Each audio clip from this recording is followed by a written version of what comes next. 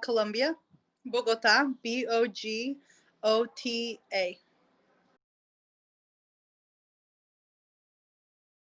So I live in a city. I was raised in Bogota. It's a city very similar to Queens in New York.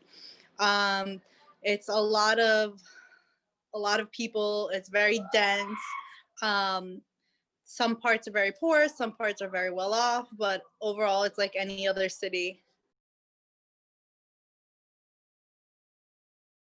So it's the food that I was raised with. It's the food that like makes me feel at home. When my family first moved to America, we would actually go to Queens every single Sunday to get food that was native to like the food we were used to at home, because there's things like here that aren't common and we wouldn't find them in a regular store, but in an ethnic grocery store there's all the things that we were missing. So a lot of the things that I grew up with that I thought were normal, it wasn't until that I started going to school like in America that kids were like, what are you eating, what is that? And to me it was like, this is what my family eats. Like, what do you eat? And they're like, we eat chicken nuggets. I'm like, oh, I eat sheep intestines. But to me, all of those things were so normal. So a lot of the foods that I consider foods that make me feel at home are foods that are not very normal, I guess, in America. Yes, my mom and my dad both cook a lot. My favorite food is probably something called an arepa, which is kind of like a tortilla. It's made with cornmeal and it's a little thicker and it's often filled with cheese and a lot of butter. And that's what we have every morning instead of like toast or bread. Like that's what we eat every morning. It's an arepa with hot chocolate.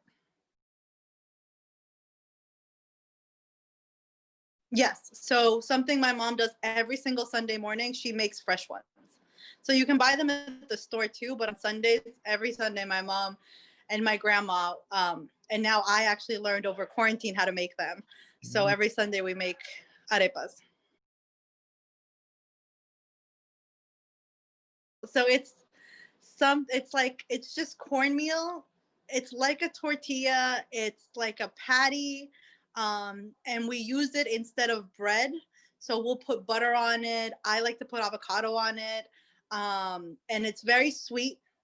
But you put salty stuff on it, and you can use white cornmeal or yellow cornmeal, but it tastes the same.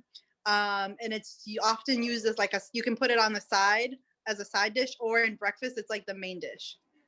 One thing about Latin American cooking is, and I always had a hard time with this, there's no quantities. Like my mom will just some cornmeal and some water and some cheese and some butter. So I don't know how much of each without looking at it, but it's cornmeal.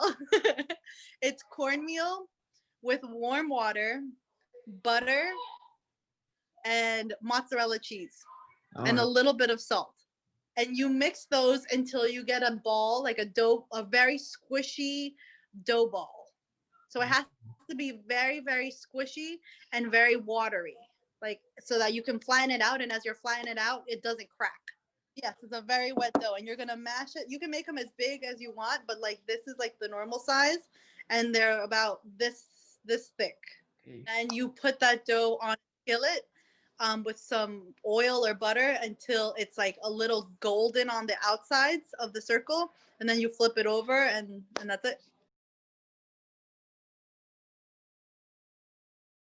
Because of I think right now, because of the memories that I have making this, like when I would make it with my mom and my grandma, now that I learned how to make it on my own, like to me, it was always like this thing that my mom made. And now, like that I know how to make it, I'm like, oh, that's not so hard. Like now I understand why we eat it all day, every day, and everybody, it's so common in all our households.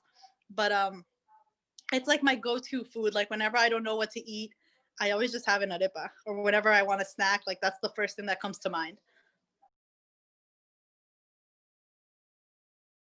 How do I feel? Well, happy because I think it's yummy.